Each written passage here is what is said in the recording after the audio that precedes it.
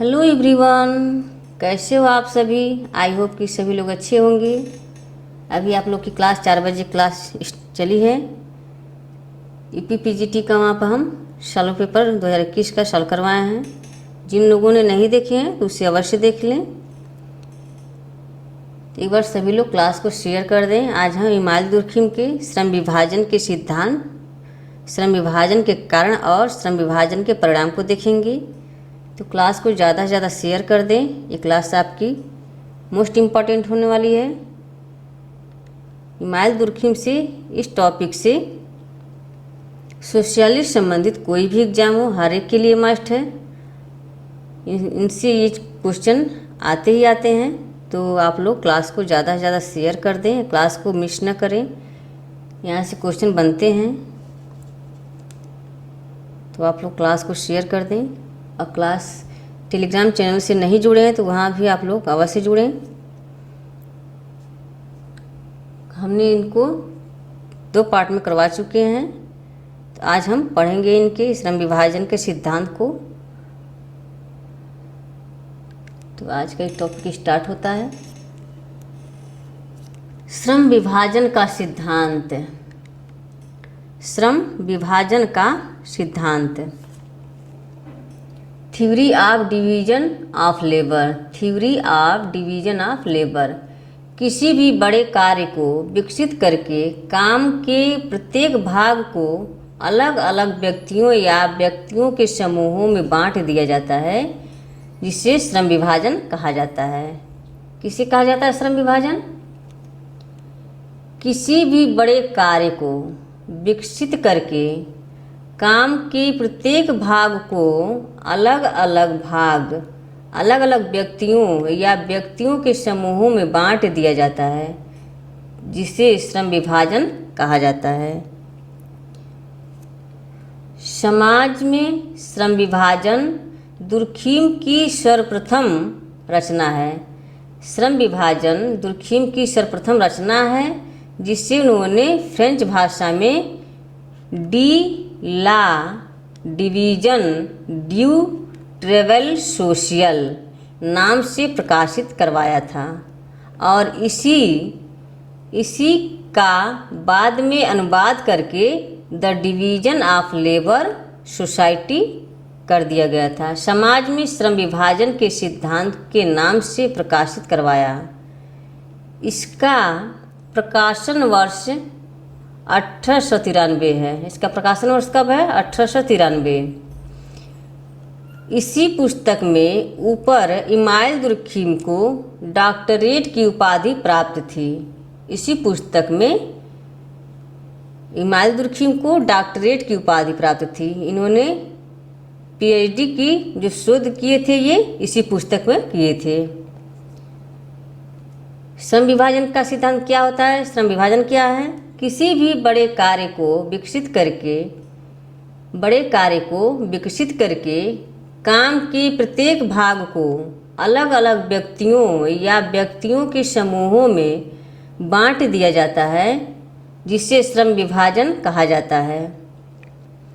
समाज में श्रम विभाजन दुर्खिम की सर्वप्रथम रचना है, जिसे उन्होंने फ्रेंच भाषा में डी ला डिवीजन ड्यू ट्रेवल सोशियल नाम से प्रकाशित करवाया। और इसी का बाद में अनुवाद करके the division of labour in society समाज में श्रम विभाजन, इसी को हिंदी में समाज में श्रम विभाजन का सिद्धांत के नाम से प्रकाशित करवाया। इसका प्रकाशन वर्ष 1893 है। इसी पुस्तक के ऊपर इमाइल दुर्खिम को डॉक्टरेट की उपाधि प्राप्त हुई थी। नेक्स्ट देखते हैं। दुर्खिम ने श्रम विभाजन के सिद्धांत का प्रतिपादन एडम स्मिथ। दुर्खिम ने श्रम विभाजन के सिद्धांत का प्रतिपादन Adam Smith the wealth of Nations ने श्रम विभाजन को आर्थिक तथ्य माना है।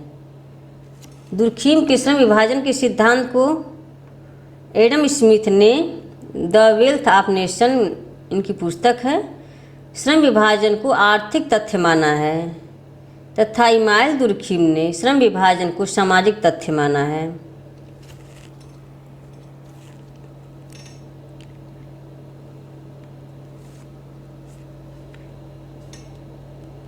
एडम स्मिथ जो हैं ये दुर्खिम के श्रम विभाजन के सिद्धांत को, एडम स्मिथ श्रम विभाजन को आर्थिक तथ्य मानते हैं।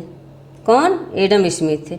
द वेल्थ ऑफ नेशन पुस्तक में एडम स्मिथ जो हैं श्रम विभाजन को क्या मानते हैं? आर्थिक तथ्य मानते हैं। वहीं इमाइल दुर्खिम क्या मानते हैं?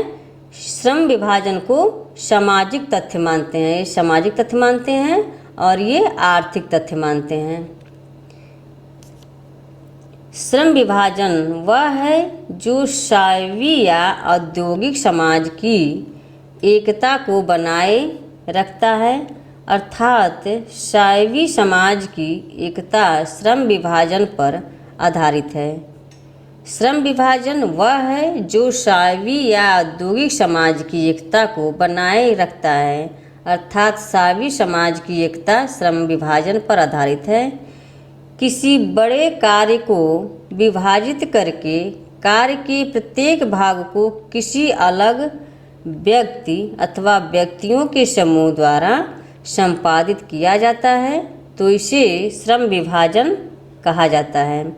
ऐसे संपादित कार्यों में व्यक्तियों के बीच संपन्न की जाने वाली क्रियाओं व सेवाओं के वितरण, विभेदीकरण, विशेषीकरण की प्रक्रिया श्रम विभाजन कहलाती है।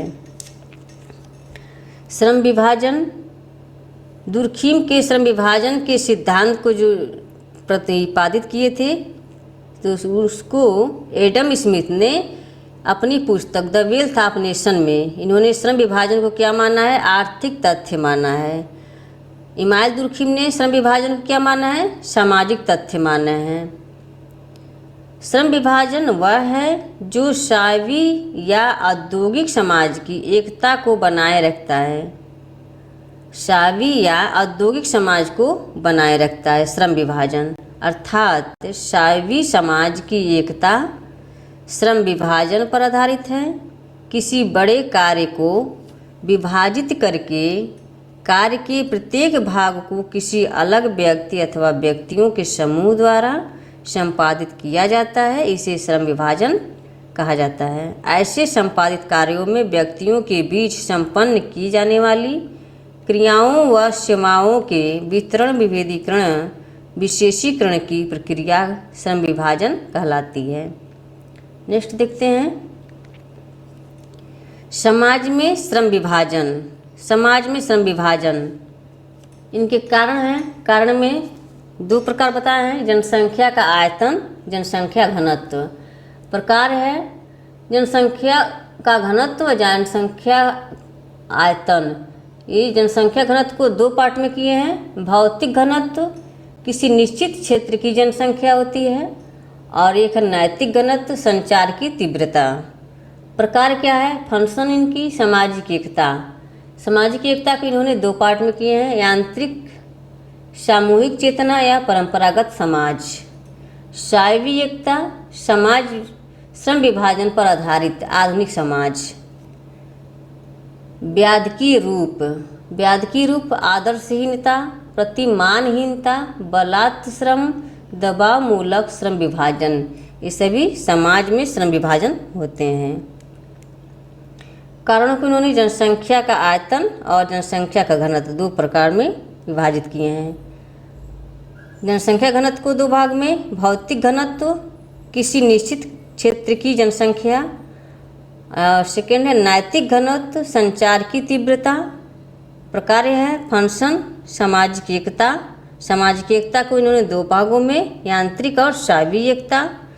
यांत्रिक में सामूहिक चेतना आ जाती है, परंपरागत समाज आ जाता है। शायवी एकता में श्रम विभाजन पर आधारित आधुनिक समाज आ जाता है। व्याधकी रूप क्या है? आदर्शहीनता है, प्रतिमानहीनता है। आदर्शहीनता या प्रतिमानहीनता, बलात्श्रम या दबाव मूलक श्रम विभाजन, ये सब समाज में श्रम विभाजन है। नेक्स्ट देखते हैं श्रम विभाजन के कारण। अब यहाँ श्रम विभाजन के कारण को देखेंगे। श्रम विभाजन के कारण को देखेंगे हम किस चीज़ क्या क्या है। जनसंख्या वृद्धि प्राथमिक कारक होता है। ये जनसंख्या वृद्धि व जनसंख्या घनत्व ये प्राथमिक कारक है। इसी को इन्होंने दो भागों में बांटे हैं, भौतिक घनत्व और नैतिक घनत्व। भौतिक घनत्व में किसी क्षेत्र विशेष में जनसंख्या का बढ़ना। नैतिक घनत्व में संचार प्लस यातायात प्लस संबंधों में वृद्धि। इन्होंने सामूहिक चेतना का क्षीण या कमजोर एवं व्यक्तिवादिता में वृद्धि, तार्किकता या विवेकशीलता में वृद्धि। थर्ड है इसमें पैतृकता का घटता प्रभाव। इन दोनों को मिलाकर के इन्होंने द्वितीयक कारक माना है। ये सब द्वितीयक कारक हैं। जनसंख्या में वृद्धि, जनसंख्या में घनत्व ये प्राथमिक कारक है और सामूहिक चेतना का क्षीण या कमजोर एवं व्यक्तिवादिता में वृद्धि, तार्किकता विवेकीकरण में, विवेकशीलता में वृद्धि और पैतृकता का घटता प्रभाव ये द्वितीयक कारक हो जाते हैं। नेक्स्ट देखते हैं श्रम विभाजन।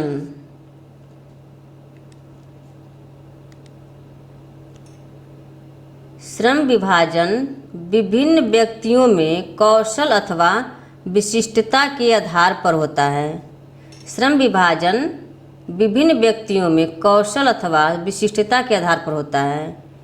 श्रम विभाजन विभिन्न व्यक्तियों के कौशल, स्किल अथवा विशिष्टता या विभिन्नता के आधार पर होता है। जनसंख्या वृद्धि के कारण समाज में प्रतिस्पर्धा बढ़ती है एवं लोगों को अपने अस्तित्व के प्रति सचेत होना पड़ता है, जिसके कारण समाज में संघर्ष में वृद्धि होती है। इसी संघर्ष के समाधान हेतु समाज में विभेदीकरण की स्थिति उत्पन्न होती है, जिससे समाज में श्रम विभाजन की स्थिति स्थापित होती है। दुर्खिम ने अपने श्रम विभाजन के अध्ययन में प्रकार्यात्मक विधि का प्रयोग किया है। दुर्खिम ने अपने श्रम विभाजन के अध्ययन में प्रकार्यात्मक विधि का प्रयोग किया है। दुर्खिम एक प्रकारवादी हैं यह एवं सामाजिक अनुसंधान शोध में एक नई दिशा प्रदान करते हैं। इन्हीं के कारण समाजशास्त्र में इमानुएल दुर्खिम को वास्तविक का पिता माना जाता है। वास्तविक पिता माना जाता है। इसी के कारण इन्हें वास्तविक पिता माना जाता है। श्रम विभाजन विभिन्न व्यक्तियों में कौशल अथवा विशिष्टता के आधार पर होता है। कौशल यानी विशिष्टता। कौशल का मतलब उसकी क्षमता, उसकी बुद्धि, स्किल, ये विशिष्टता के आधार पर उनको श्रम विभाजन आधारित होता है। श्रम विभाजन विभिन्न व्यक्तियों के कौशल, स्किल अथवा विशिष्टता या विभिन्नता के आधार पर होता है। जनसंख्या वृद्धि के कारण समाज में प्रतिस्पर्धा बढ़ती है यानी कि कंपटीशन बढ़ता है एवं लोगों को अपने अस्तित्व के प्रति सचेत होना पड़ता है, जिसके कारण समाज में संघर्ष में वृद्धि होती है। इसी संघर्ष के समाधान हेतु समाज में विभेदीकरण की स्थिति उत्पन्न होती है, जिससे समाज में श्रम विभाजन की स्थिति स्थापित होती है। दुर्खिम ने अपने श्रम विभाजन के अध्ययन में प्रकार्यात्मक विधि का प्रयोग किया है। किसने? दुर्खिम ने श्रम विभाजन के अध्ययन में। यहाँ से क्वेश्चन बने हुए हैं। इमानुएल दुर्खिम ने अपनी किस सिद्धांत में प्रकारात्मक विधि का प्रयोग किए हैं? ये हो जाएगा श्रम विभाजन। दुर्खिम एक प्रकारवादी हैं, ये भी एक क्वेश्चन है, इम्पोर्टेंट है ये। दुर्खिम एक प्रकारवादी हैं एवं सामाजिक अनुसंधान शोध में एक नई दिशा प्रदान करते हैं। इन्हीं के कारण समाजशास्त्र में इमानुएल दुर्खिम को वास्तविक पिता माना जाता है। तो वास्तविक पिता पूछते हैं ना, वास्तविक पिता कौन है? तो ये इमाइल दुर्खीम। यहाँ से भी क्वेश्चन आए हुए हैं। तो फ्रेंड ज़्यादा से ज़्यादा क्लास को शेयर कर दें। क्लास पसंद आए तो भी लाइक कीजिएगा, और शेयर तो आप लोग कर ही सकते हैं। प्लीज़ क्लास को शेयर कर दें, ज़्यादा से ज़्यादा क्लास को लोग जुड़ें। दुर्खीम ने श्रम विभाजन को सामाजिक एवं नैतिक तथ्य माना है। दुर्खीम ने श्रम विभाजन को सामाजिक एवं नैतिक तथ्य माना है। श्रम विभाजन को सामाजिक एवं नैतिक तथ्य माना है। सूत्र है, सरल समाज जनसंख्या में वृद्धि, सावी समाज या जटिल समाज, आधुनिक औद्योगिक समाज। श्रम विभाजन के परिणाम, इनके परिणाम क्या हैं? Consequences of division of labour, प्रक्रियात्मक स्वतंत्रता व विशेषीकरण, प्रक्रियात्मक स्वतंत्रता व विशेषीकरण, फंक्शनल इंडिपेंडेंस, स्पेशलाइजेशन, सम्यता का विकास, डेवलपमेंट ऑफ सिविलाइजेशन, सामाजिक प्रगति, सोशल ग्रोथ, व्यक्तिवादी विचारधारा, इंडिविजुअल आइडियोलॉजी। ये सब सामाजिक विभाजन के परिणाम हैं।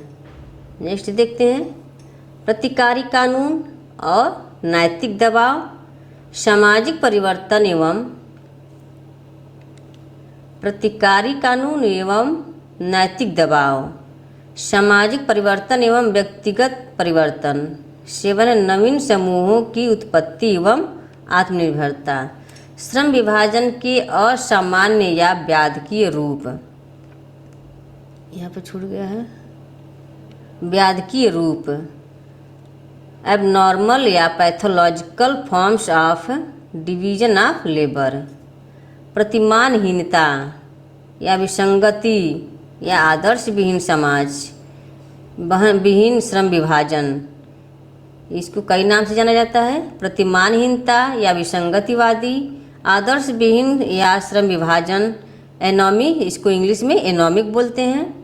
बलात् श्रम विभाजन, फोर्सेड, व्यक्तिगत कार्य की अपर्याप्तता, इनसफिशिएंट इंडिविजुअल एक्टिविटी।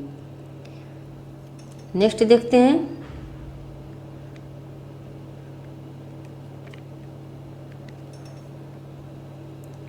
आदर्शहीनता विसंगति उत्पत्ति के कारण। आदर्शहीनता या विसंगति उत्पत्ति के कारण, एनॉमी हो जाएगा यहाँ पे। एनॉमी के कारण देखते हैं, सामूहिक शक्ति तथा सामाजिक नियंत्रण भंग हो जाने के कारण,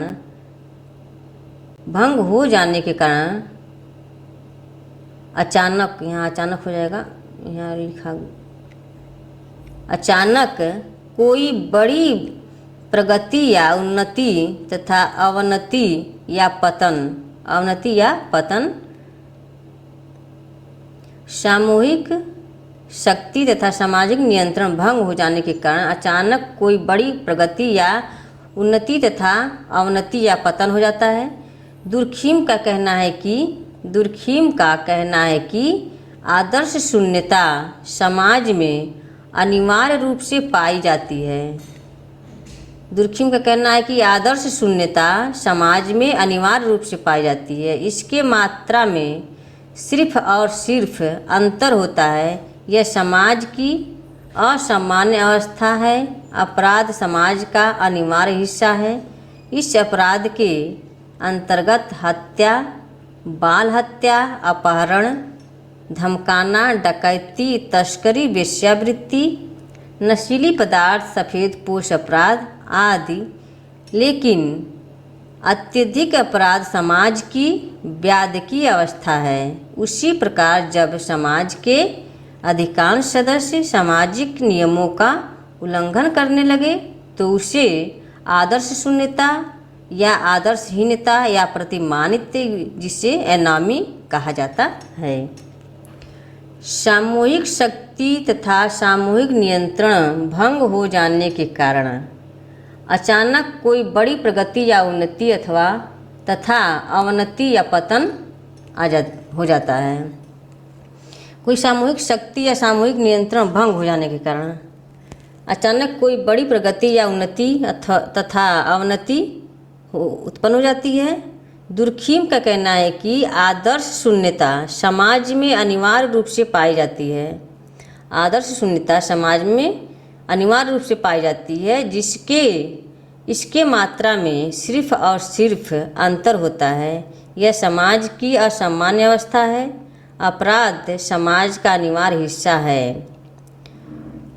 दुर्खीम अपराध को समाज का हिस्सा मानते हैं, समाज का ही कारण मानते हैं।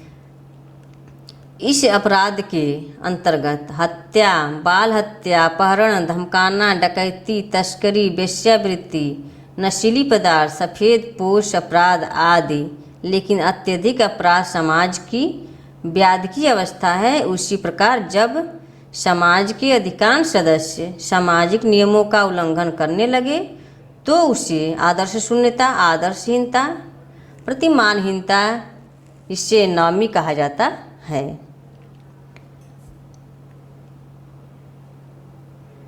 तो आज का क्लास यहीं तक समाप्त होती है। अब नेक्स्ट क्लास में हम इसको लाएंगे आत्महत्या का सिद्धांत, दुर्खीम के आत्महत्या का सिद्धांत, दी सुसाइड। तो उस पर हम नेक्स्ट क्लास में लाएंगे। तो आज की क्लास कैसी लगी? आई होप कि क्लास पसंद आई हो। जिन लोगों को पसंद आई हो तो प्लीज़ कमेंट बॉक्स में कमेंट करके अवश्य बताएं। सिर्फ MCQ से काम नहीं चलने वाला है, थ्योरी भी पढ़ना ज़रूरी होता है। तो प्लीज़ थ्योरी भी आप लोग पढ़ें। ये फ्री क्लासेस है, बिल्कुल कोई इसका टैक्स नहीं लगने वाला है। तो आप लोग फ्री में मिल रहा है तो प्लीज़ इसका फ़ायदा अवश्य उठाएं। Okay, bye bye, thanks for watching video, take care, okay, bye bye.